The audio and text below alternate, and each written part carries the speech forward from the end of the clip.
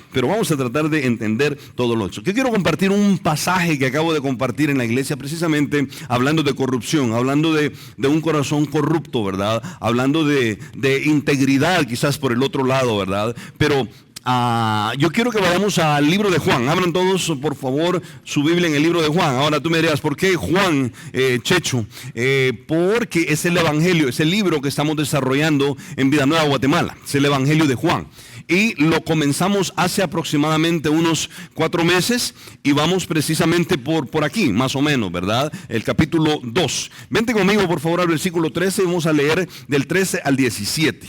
Juan capítulo 2, del 13 al 17. En Guatemala hemos llamado a este desarrollo de todo el libro un retrato hablado de Jesucristo, porque si tú lees el libro de Juan, creo que es uno de los evangelios que más describe la personalidad de Jesucristo, ¿verdad? Más describe su deidad, pero también su parte humana, ¿verdad? Lo escribió Juan, el discípulo amado, ¿verdad? Y quiero que vayamos ahí a Juan capítulo 2, versículo 13. Dice la Biblia: estaba cerca la Pascua de los judíos. Ojo con eso, estaba cerca la Pascua de los judíos y subió Jesús a Jerusalén.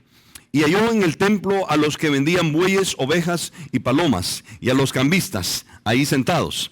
Y haciendo un azote de cuerdas, echó afuera del templo a todos, y a las ovejas y a los bueyes, dice ahí. Y esparció las monedas de los cambistas y volcó las mesas. Mira qué impresionante esta porción. Y dice: y dijo a los que vendían palomas: quitad de aquí esto y no hagáis de la casa de mi padre casa de mercado. Y termina este texto que vamos a estudiar esta mañana diciendo el versículo 17: entonces se acordaron sus discípulos que está escrito: el celo de tu casa me consume. Vamos a orar. Padre, háblanos tú a través de este pasaje, Señor, que todos podamos aprender. Y de manera muy especial yo quiero rogarte por esta nación amada de Guatemala, Señor, porque todos los guatemaltecos están saliendo ahora a votar. Te pedimos por Vida Nueva Guatemala y el culto que está desarrollándose a partir de estos momentos, Señor. Y también te rogamos por el servicio o el culto que se está desarrollando en Vida Nueva, Managua, en los 2 campuses, en San José, Señor, en todos los sitios, aquí en San Salvador, en Bogotá, al recordar a nuestro amadísimo Chief y nuestro amadísimo Alex, sus esposas, sus hijas, sus hijos. Padre, gracias de veras, Señor, por la oportunidad que nos das de predicar el Evangelio, por ver nacer estas iglesias que expanden tu reino, Señor. Y Padre, te pedimos que sean faros de luz con doctrina sana, Señor. Gracias, Padre, por la oportunidad que nos das de abrir la Biblia esta mañana. Enséñanos tú, te lo pedimos en el nombre de Cristo Jesús. Amén. Muy bien, mira ahí en la pantalla, por favor. Y al tomar el texto y ver cada uno de los detalles, de los elementos que hay en el texto, me tomé la libertad, al ver el tema de este texto, de titular el sermón: la iglesia convertida en comercio. Quizás para introducir todo esto, yo quiero decirte que es uno de los textos o pasajes que he tenido que predicar en mi vida como pastor, de lo más duro que puede haber. Porque hay una historia detrás de todo lo que el Señor ve al entrar al templo, pero también hay una enseñanza, hay doctrina y hay una aplicación devocional a nuestras vidas también. Yo quiero que tú veas así rápidamente. A mí me encanta ubicarme en el tiempo y en el espacio cuando estoy tomando un texto a fin de entenderlo mejor. ¿En qué momento se dio esto? Esto se da, o en qué lugar. Esto se da en el templo de Jerusalén. Ahora, el Señor Jesucristo entra al templo y limpia el templo. Yo quiero que tú entiendas una cosa, por favor. Cuando uno lee los evangelios, si no pone atención, uno tiende a confundirse. Pero el Señor Jesucristo entró e hizo esto en el templo, de sacar a los cambistas y todo el comercio que había allá adentro. Lo hizo 2 veces. Una vez al principio de su ministerio y lo volvió a hacer al final de los 3 años y medio, justamente antes de ir a la cruz. Pero el pasaje que vamos a estudiar ahora ocurre en el templo de Jerusalén, ¿verdad? Allí en el templo, tú sabes que han habido 2 templos. Los judíos han construido 2 templos. El primer templo fue construido por Salomón y fue destruido por los babilonios cuando invadieron Jerusalén, ¿verdad? Pero luego tú recuerdas que por orden del rey Darío, rey de Persia, él ordenó que se reconstruyera el templo y que la nación de Israel fuera repatriada, ¿verdad? Y entonces se construyó el segundo templo. Cuando el Señor Jesucristo está vivo y está allí en Jerusalén, tal vez tú recuerdas un pasaje en donde los discípulos orgullosamente, yo creo que cuando uno, yo no sé, las iglesias, ¿verdad?, han construido un templo, siempre le gusta a uno enseñar cómo Dios ha bendecido. Yo creo que es válido, ¿verdad? Pero los discípulos le muestran el templo al Señor y le dicen, mira el templo, ¿verdad? Me lo puedo imaginar con las columnas de mármol y todo. El Señor Jesucristo toca el templo y dice, ¿veis esto? Os aseguro que no quedará piedra sobre piedra. Y escucha esto, 67 años después de su muerte, el emperador Tito invade Jerusalén y destruye el segundo templo. Hasta este día, lo único que queda del templo, ¿qué es? El muro de los lamentos. El muro de los lamentos. Estamos ubicados entonces en tiempo y en espacio, ¿verdad? Este es un mapa satelital de Palestina, ¿verdad? Y para que tengas una idea, el Señor Jesucristo creció en toda el área de Galilea, aquí arriba. Quizás un poco de historia, pero cuando Salomón estaba vivo, ¿verdad? Tú sabes que el Señor Dios habló con Salomón y le hizo una advertencia a Salomón. Le dijo, no vayas a tomar de las mujeres palestinas, de las regiones, de las mujeres de toda esta región, de las filisteas, porque adoran a Moloc, a Acera, a un montón de dioses paganos, ¿verdad? Y Salomón, si tú lo haces, ellas van a terminar inclinando tu corazón delante de sus dioses. ¿Y sabes qué? Como que le habían dicho a Salomón, ve y hazlo.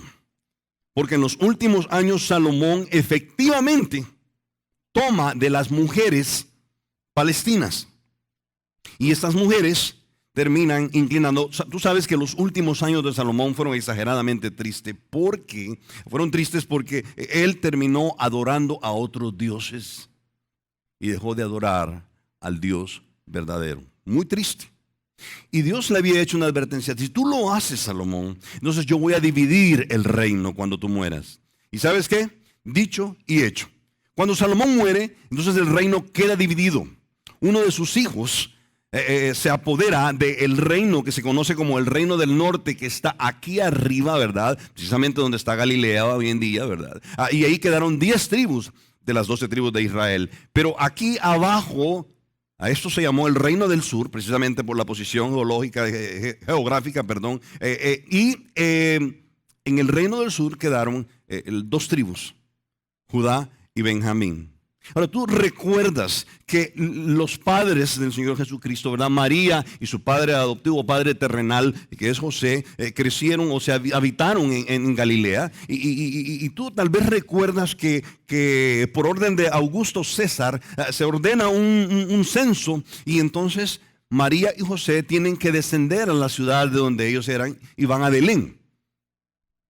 Pero María ya llevaba casi 9 meses de embarazo. Entonces el Señor Jesucristo nace en Belén. Pero hay que entender que el Señor Jesucristo, todos regresan y el Señor Jesucristo creció. Creció bajo la tutela de sus papás, precisamente en toda Galilea. Por eso a él se le llama el Galileo, ¿verdad? Y a todos sus discípulos también, que eran de toda esta región. Y el Señor Jesucristo, acá, lo que ha ocurrido al principio, en los primeros versículos de todo este precioso libro, es que Juan le acaba de entregar a algunos de sus discípulos al Señor Jesucristo.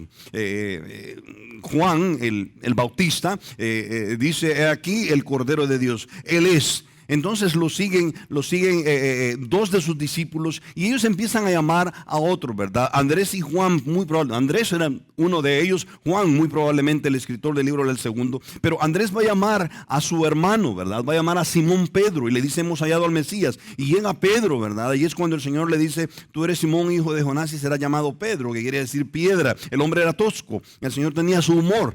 para llamar a sus discípulos, ¿verdad? Y luego, andando con ellos, ¿verdad? Encuentran a Felipe y el Señor llama a Felipe y después llama también a Natanael y con estos 5 discípulos, el Señor, y con María y los hermanos de Jesús, ellos descienden del área de Galilea hacia Jerusalén, al templo. Eso es lo que estamos viendo en los primeros días de su ministerio. Y ojo, el Señor acaba de convertir el agua en vino ahí en Caná de Galilea, en una boda a la que él fue invitado. Esto está fresquito, acaba de ocurrir el día anterior. Y entonces, después de esto, el Señor Jesús decide ir al templo. Ahora yo quiero que tú veas rápidamente que cuando Jesucristo entra al templo, ve 3 elementos. Yo no sé si tú te fijaste cuando leíste el pasaje, pero si no te fijaste, aquí está en la pantalla, fíjate. Estaba cerca la Pascua de los judíos. Ahora, recuerda que la Pascua se celebraba una vez al año. Y el Señor Jesucristo en sus 3 años y medio de ministerio celebró por lo menos 3 de las Pascuas, ¿verdad? Antes de su muerte. Estaba cerca la Pascua de los judíos y subió Jesús a Jerusalén y halló en el templo, ojo, a los que vendían, ¿qué? Bueyes. ¿Qué más encontró dentro del templo? Ovejas. ¿Y qué más? Esto es interesante. Yo quiero que tú veas, por favor, que lo que él ve ahí es un cuadro de aquello en lo que la casa de Dios se ha convertido. Aquello en lo que la iglesia que él fundó se ha convertido. Tú dices, hermano Checho, pero el templo es el cascarón, ¿verdad? Del edificio. Es interesante. No sé si tú has visto 1 Timoteo 3:15. Y definitivamente la iglesia somos aquellos que hemos recibido al Señor Jesucristo y el Espíritu Santo mora dentro de nosotros. Pero has leído 1 Timoteo 3:15. Mira lo que dice. Esto te escribo, le dice Pablo a Timoteo, aunque tengo la esperanza de ir pronto a verte, para que si tardo sepas cómo debes conducirte. ¿A dónde? En la casa de Dios, que es la iglesia del Dios viviente. ¿Por qué es importante la casa de Dios? Si tú tienes un bolígrafo, subraya la casa, porque lo vamos a ver al final de este texto, por favor. Interesante, la iglesia de Dios, Dios le llama la casa del Dios viviente, ¿verdad? En primer lugar, él observa bueyes. Cuando te puedes imaginar, el Señor entra al templo como judío que es y ve un comercio increíble. Ve bueyes, ve ovejas y ve palomas. Ahora, bueyes. Yo quiero que tú sepas y veas que los judíos venían para la Pascua al templo de Jerusalén de las regiones de alrededor, de Siria, de Jordania, de Egipto, de donde estuvieran. Ellos llegaban y por supuesto para ofrecerle al Dios vivo su holocausto, ellos compraban estos animales. Por supuesto esa es la aplicación histórica de esto. Pero hay una aplicación doctrinal. En el Nuevo Testamento, ¿con quiénes son comparados los bueyes? ¿O tipo de qué son los bueyes? Los bueyes son tipo de los obreros, de aquellos que pastorean la iglesia, de aquellos que lideran la iglesia, de aquellos que guían espiritualmente a una congregación. Si tú no me crees, vente a 1 Corintios, deja una marca ahí por favor, y vente a 1 Corintios por favor. 1 Corintios en el capítulo 9, 1 Corintios capítulo 9, versículo 1. Y mira esto, por favor. Está Pablo defendiendo su ministerio. Dice, no soy libre, dice Pablo, no he visto yo a Jesús, el Señor nuestro. ¿No sois vosotros mi obra en el Señor? Por supuesto que las preguntas son retóricas. La respuesta es, claro que sí. Dice, ¿no sois vosotros mi obra en el Señor? Si para otros no soy apóstol, para vosotros ciertamente lo soy, porque el sello de mi apostolado sois vosotros en el Señor. Me detengo y te lo explico rápidamente.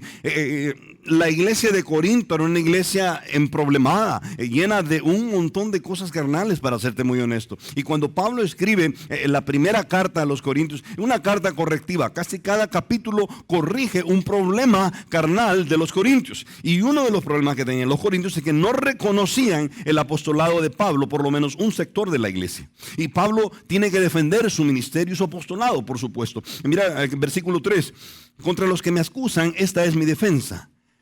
¿Acaso no tenemos derecho de comer y de beber? O sea, Pablo casi les está diciendo, hey, ¿qué pasa? Ya casi que no quieren que ni coma ni toma nada, ni tome nada. Casi que quieren que viva a la intemperie.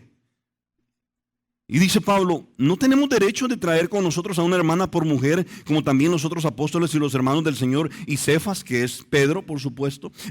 Óyeme, no sabemos a ciencia cierta, pero se cree que Pablo quedó viudo en algún momento y decidió quedarse soltero para servir al Señor permanentemente y a tiempo extremadamente completo, ¿verdad? Pero él está diciendo, hey, pero ¿acaso no tenemos derecho nosotros de tener a una esposa? Y entonces todo esto pone el marco para, mira el versículo 6, o solo yo y Bernabé no tenemos derecho de no trabajar. ¿Quién fue jamás soldado a sus propias expensas? Te lo traduzco. ¿Cuándo has visto que envían a un soldado a la guerra y no le dan cantimplora, uniforme, casco, fusil? De ninguna manera. Uno está en una guerra espiritual y uno necesita entonces todas estas cosas, ¿verdad? ¿Quién planta viña y no come de su fruto? ¿O quién apacienta el rebaño y no toma leche del rebaño? Es que, yo estoy cuidando a las ovejas y no puedo tomar de la leche. Eso está diciendo Pablo. Ahora mira qué interesante. Digo esto como hombre, versículo 8. ¿No dice eso también la ley? Ahora, Pablo va a hacer referencia a la ley. Porque en la ley de Moisés está escrito, ojo, no pondrás bozal al buey que trilla. Yo hice una pregunta hace poco. ¿Qué es trillar? Vamos a ver, uno por uno, porque así un montón no les oigo, solo les oigo. Arar. Caliente, caliente. Sí. Arar. Arar está cerca, pero no es exactamente arar. ¿Quién da más?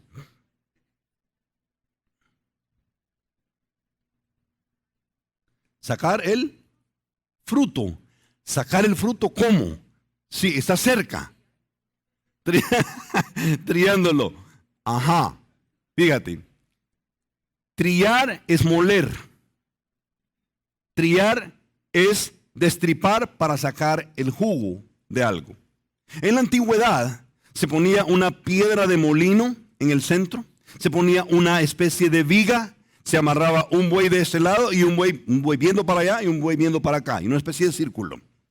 Y entonces, cuando tú querías sacar o moler, yo no sé, maíz o lo que fuera, o caña de azúcar y sacar el jugo, entonces te ponías al centro y empezabas a meter eso y los bueyes comenzaban a caminar alrededor y trillaban todo lo que tú ponías ahí. Es interesante, porque cuando los bueyes estaban trillando, la gente, de acuerdo a la ley, no tenía que ponerle bozal, porque el buey está trabajando y necesita comer. Entonces le ponían monte o heno para que el buey, cuando uno se detenía y estaba trabajando allá al centro, el buey comiera. Entonces la ley está diciendo, no le vas a poner bozal al buey que está trabajando. Ahora fíjate, interesante, porque ahora Pablo hace una pregunta, ahí en el versículo 9. ¿Tiene Dios cuidado de los bueyes? ¿O lo dice enteramente por nosotros? Interesante, ¿verdad? Pablo está diciendo, ¿acaso Dios cuando escribió la ley está realmente cuidando de los bueyes? Por supuesto que Dios cuida de toda su creación. ¿O lo dice enteramente por nosotros, los pastores, los líderes, los guías espirituales, los líderes en una iglesia de cualquier manera? ¿Por nosotros lo está diciendo? Y la respuesta es sí. Mira qué interesante. Porque en la ley está escrito, no pondrá bozal al buey que trilla. ¿Tiene Dios cuidado de los bueyes o lo dice enteramente por nosotros? Aquí lo dice, pues por nosotros se escribió, porque con esperanza debe arar el que ara y el que trilla, con esperanza debe recibir el fruto. Ahora tú me dices, Checho, ¿y hacia dónde nos llevas con todo esto? Ojo, yo no sé si tú has visto este pasaje en 1 Timoteo que dice, los ancianos que gobiernan bien sean tenidos por dignos de doble honor. Está hablando de salario. Mayormente los que trabajan en predicar y en enseñar, pues la escritura dice, no pondrás bozal al buey que trilla, y digno es el obrero de su salario. ¿Por qué es importante entender esto? Porque Históricamente, a los judíos se les pedía ofrecer esto en holocausto. Levítico 1, 2 y 14 dice bien claramente que cuando alguien iba a ofrecer, a dar su ofrenda, iba a ser de ganado vacuno o de oveja o cordero, ¿verdad? Pero la ley en el versículo 14, un poco más adelante en este pasaje de Levítico 1, da una oportunidad para que no tenía el dinero para comprar un buey o una oveja. Y entonces ofrecía un palomino, palomas, ofrecidas como holocausto para Dios. Dice, si la ofrenda para Jehová fuera holocausto de aves, presentará su ofrenda de tórtolas o de palominos. Ahora, ¿por qué todo esto? Porque yo quiero que tú veas que el Señor Jesucristo, cuando entra, lo que ve es precisamente bueyes. Y doctrinalmente, actualmente en la iglesia, los bueyes son aquellos que trabajan en el ministerio guiando a las ovejas. Y vamos a pasar al segundo punto. Lo que el Señor ve en segundo lugar es ovejas. Dios llama ovejas a nosotros que hemos creído en Él. Todos sus discípulos somos comparados con una oveja. Si no me crees, mira lo que dice Juan aquí. Mis ovejas oyen mi voz. Está hablando el Señor Jesucristo. Mis ovejas oyen mi voz y yo las conozco y me siguen. Está hablando de nosotros. Y yo les doy vida eterna y no perecerán jamás, ni nadie las arrebatará de mi mano. Mi Padre que me las dio es mayor que todos y nadie las puede arrebatar de la mano de mi Padre. Fíjate porque el cuadro se va pintando. En tercer lugar, lo que el Señor ve es un grupo de hombres que están vendiendo palomas ahí. Precisamente por eso. Lo vimos ahí en Levítico 1:14, porque ofrecían palomas. Pero doctrinalmente, ¿a quién representa la paloma? Representa al Espíritu Santo. Tal vez tú recuerdas cuando Jesucristo está siendo bautizado en el río Jordán por Juan el Bautista. Dice la Biblia que se abren los cielos y el Espíritu Santo desciende en forma corporal de paloma. Ahora, ¿por qué todo esto? ¿Por qué todo esto? Porque en la iglesia, no sé si te has fijado en esto, pero la iglesia está conformada por estos tres elementos.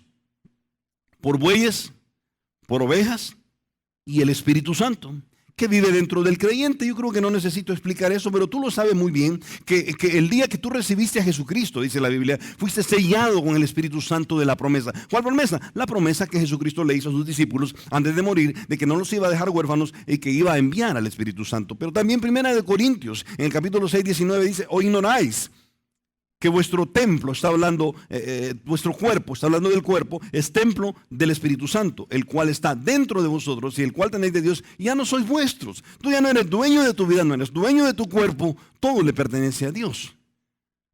Ahora, saquemos a esos tres. ¿Y qué queda?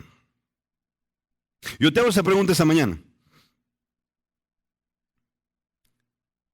Saquemos de este edificio a todos los que son pastores de círculos de vida, a todos los que son maestros de escuela dominical, a todos los que son pastores, porque no necesariamente pastor solamente el que sube a predicar, aquellos que están guiando espiritualmente a la congregación. Y oye, demos un segundo paso, saquemos a las ovejas.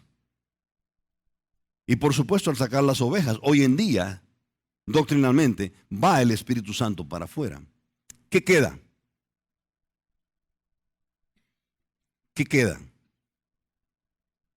Queda una inerte masa de concreto y de hierro, luces y sillas. No queda más. Es la iglesia. ¿Qué en el mundo está ocurriendo en el momento en el que el Señor Jesucristo hace esto? Yo más me hago una pregunta. ¿Y por qué el Señor deja este cuadro allí en el libro de Juan? ¿Por qué el Señor Jesucristo se tomó el tiempo de hacerlo y dejarlo ahí? Yo voy a explicarlo rápidamente. Todo lo que tú lees en el Antiguo Testamento es cuadro y tipo de lo que iba a ocurrir en el Nuevo Testamento. Por eso te quiero desafiar y te animo a que te deleites en la Biblia y la leas de pasta a pasta, porque cuando entiendes el Antiguo Testamento, tú tienes una fiesta tremenda en el Nuevo Testamento. Y muchas porciones del Nuevo Testamento, de los evangelios, son cosas que habrían de ocurrir en el futuro. Ahora, saca sus antenitas, por favor, porque Cristo vio lo que tú y yo estamos viendo hoy en día. Una iglesia hecha comercio. Una de las cosas más complicadas en Guatemala es presentarle el evangelio a alguien. ¿Sabes por qué? Y muchos, hay misioneros que me han dicho, Nelson, ¿y dónde eres misionero? Bueno, en Guatemala. Y me dicen, ¿y por qué te has ido a Guatemala, el país más evangélico de Latinoamérica?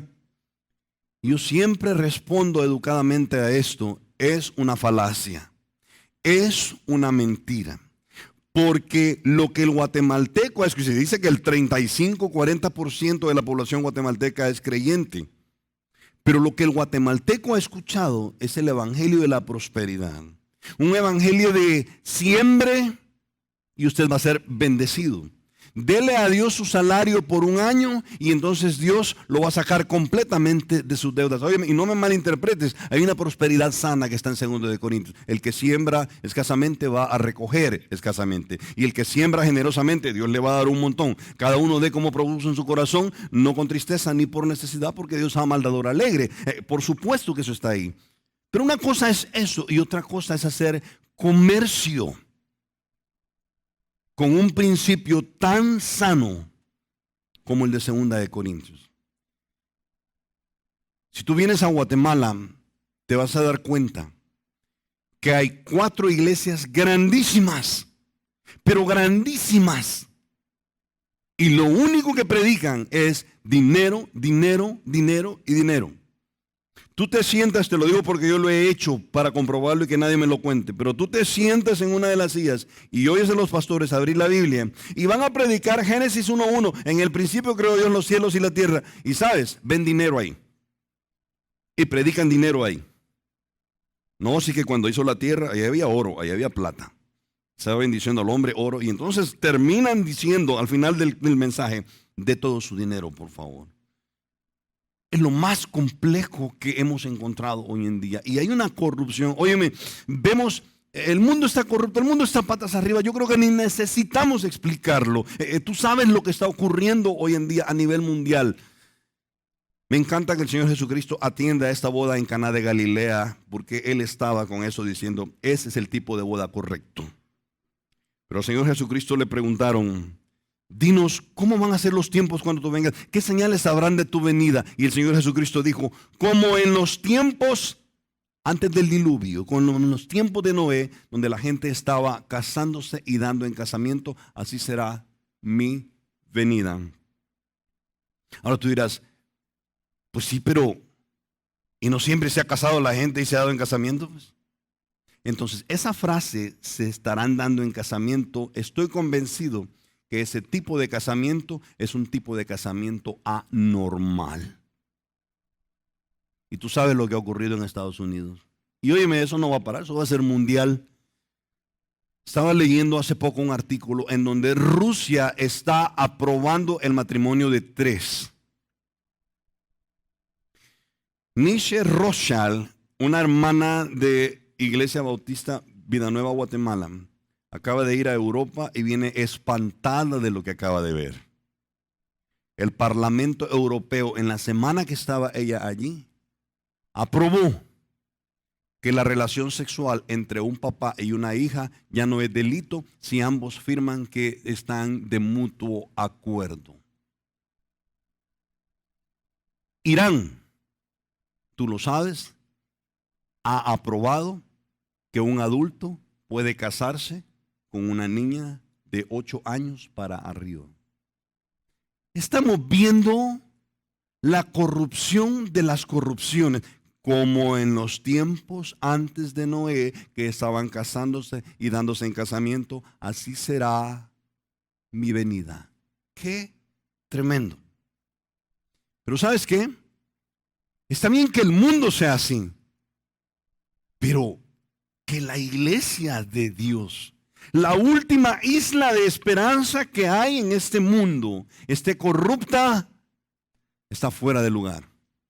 Y cuando el Señor Jesucristo deja esto en los evangelios, nos está levantando un banderín rojo diciendo, alertas por favor. Yo quiero que tú veas que el cuarto elemento, no sé si te fijaste cuando lo leímos, pero el cuarto elemento es todavía más perturbador. Y aquí está, no lo busques, aquí está. Y él ve, aparte de bueyes, ovejas y palomas, y un gran comercio con esos tres elementos adentro del templo, él ve a cambistas sentados ahí. Él ve a cambistas sentados allí. Yo no sé ustedes, ¿cuántos han tenido una experiencia con alguien que les quiere cambiar dólares o quizás en la frontera? ¿Le cambiamos quetzales? ¿Le cambiamos? Yo nunca he tenido una buena experiencia con un cambista. Andan sus calculadoras alteradas, tú lo sabes. Él ve cambistas ahí. Y eso es tremendo. Yo creo que debe preocuparnos. Yo quiero que tú veas que la terrible realidad de la iglesia hoy en día es que todo gira alrededor del dinero. Y primera de Timoteo capítulo 6 versículo 10 dice el Señor, y aquí está, porque raíz de todos los males es el amor al dinero. Y no me voy a detener mucho aquí, tú conoces el versículo a la vastedad. Ese es el problema en la iglesia hoy en día. Y cuando el Señor entra al templo, lo que ve es hombres haciendo mercancía con las ovejas. Triste. Óyeme, el problema no es que tengamos gobernantes, y perdón, el púlpito nunca debe ser ocupado para política, estoy completamente de acuerdo. El problema no es que tengamos gobernantes, el problema es que tenemos gobernantes enamorados del dinero.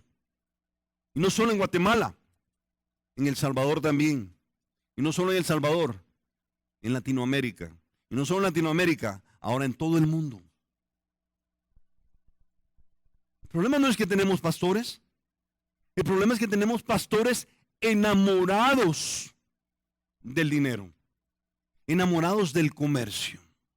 Basta encender tu televisor, canal, yo no sé, en Guatemala 25, 27, 29, por ahí andan, yo no sé qué tienen con el 20 y tanto.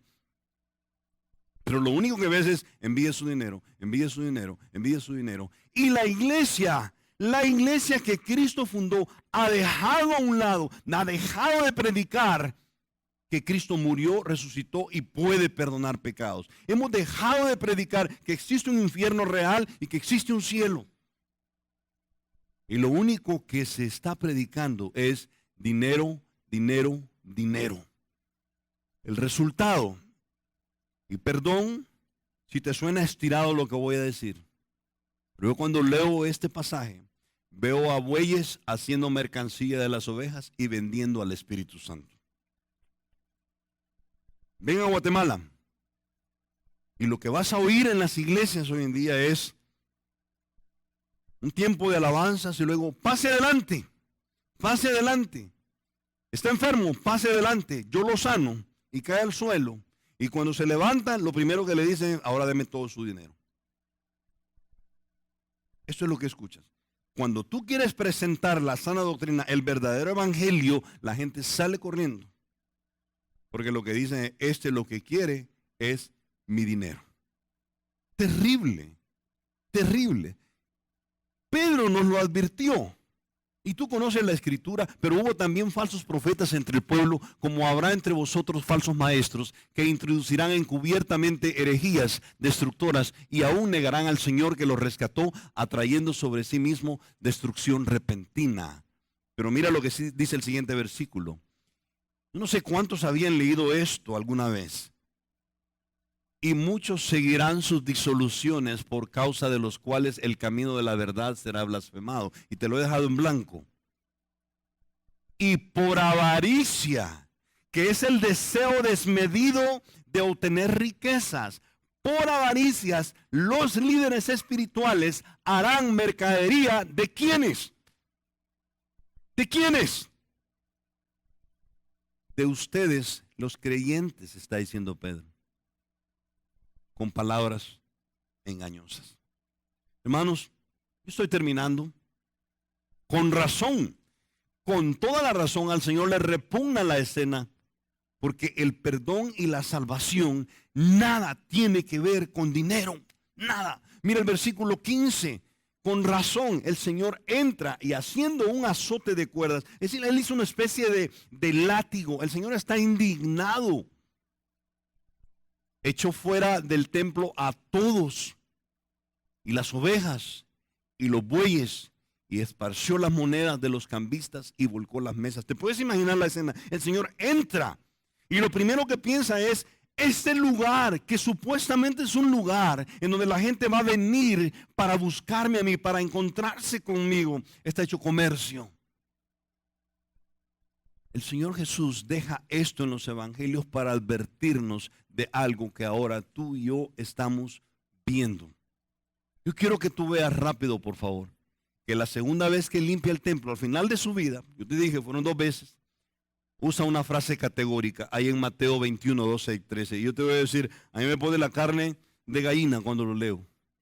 Entró Jesús en el templo de Dios y echó fuera a todos los que vendían y compraban en el templo y volcó las mesas de los cambistas. Esta es la segunda vez. Las sillas de los que vendían palomas y les dijo, escrito está, mi casa, casa de oración será llamada. Y está en blanco.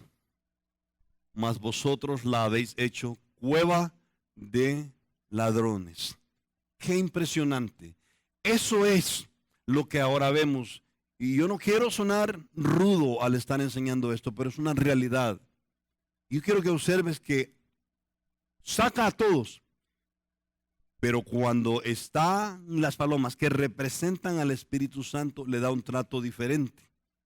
Mira el versículo 16. Y dijo a los que vendían palomas. O sea, el Señor saca a todos con el azote que he hecho, pero cuando llega a donde están las palomas, dice, saquen esto. Y no hagan de la casa de mi padre casa de mercado. Hasta este día, yo estoy convencido, hermanos, que a Dios ha de indignarle aquello en lo que la iglesia se ha convertido. Verso 17 y terminamos y nos vamos a la casa. Entonces los discípulos cuando ven eso se acordaron que está escrito. El celo de tu casa me consume. ¿Te acuerdas que leímos al principio que Pablo le dice a Timoteo para que sepas cómo conducirte en la casa del Dios viviente, que es la iglesia del Dios viviente? Los discípulos se acordaron que está escrito en el Antiguo Testamento, el celo de tu casa me consume.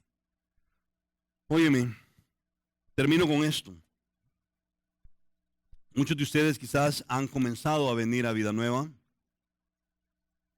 Yo quiero decirte algo. Cuando busques una iglesia donde se va a congregar tu familia, donde ha de ser alimentada, donde ha de ser cuidada, abre tus ojos y fíjate por favor,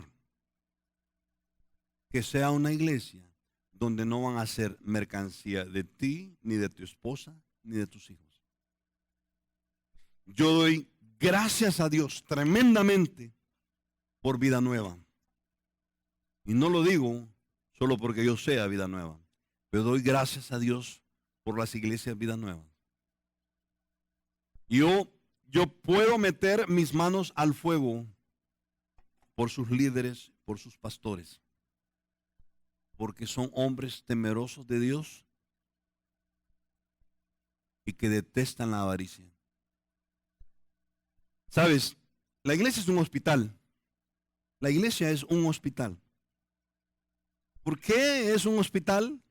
Porque todos los que estamos aquí hemos estado enfermos por año con la enfermedad del pecado en nuestro corazón y ha destruido nuestra vida, llevándolas casi a la muerte.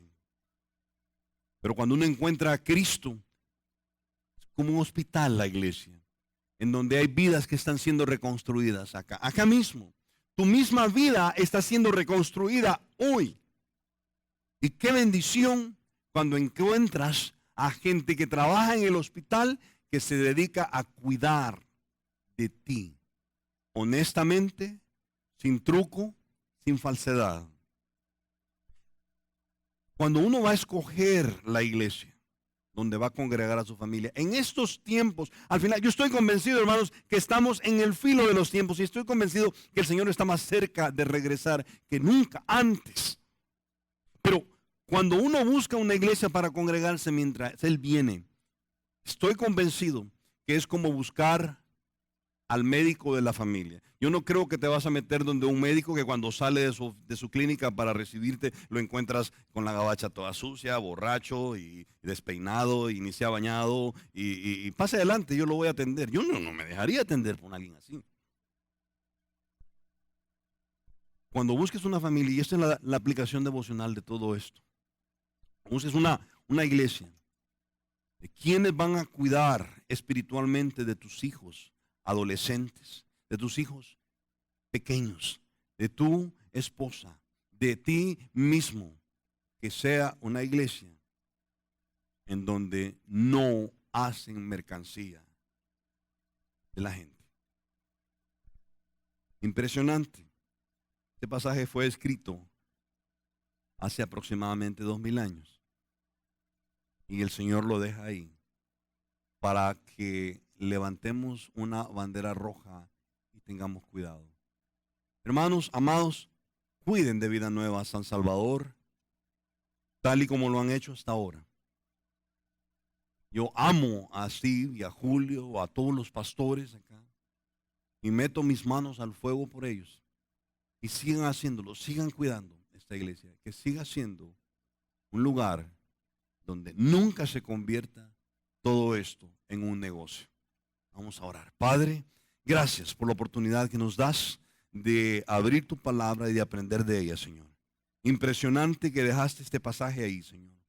Te ruego que cada uno de los que estamos acá podamos haber aprendido y sacar una lección de todo esto, Señor. Bendice a Vida Nueva San Salvador y a los sitios, Señor. A todos sus líderes, que sigan siendo líderes temerosos de ti, apartados del mal y que detesten la avaricia, Señor. Padre, mientras esperamos tu segunda venida, mientras esperamos que tú vengas para llevarnos y estar contigo para siempre, Señor. Si después de lo que has escuchado durante la última hora estás dispuesto a entregarle tu corazón a Jesucristo, estás listo para abandonar lo que has sido hasta este momento y le dices al Señor, aquí está mi vida, yo quiero la vida plena, yo quiero la vida completa que tú tienes para mí y quiero la salvación al morir. Entonces, entrégale tu corazón a Él y hazlo por medio de una oración. Así que, ¿por qué no oramos? Bueno, y tú puedes repetir esta oración conmigo. Vamos a orar y repite estas palabras al Señor si quieres recibir a Jesucristo. Oremos. Padre, gracias por tu amor y gracias por tu salvación. En este momento me doy cuenta que soy pecador y que no puedo salvarme a mí mismo. Me arrepiento de todos mis pecados y te abro la puerta de mi corazón. Entra, Jesús, sálvame, cámbiame, pues yo me entrego a ti. Gracias por oír mi oración y gracias por salvarme. En el nombre de Jesucristo te lo pido.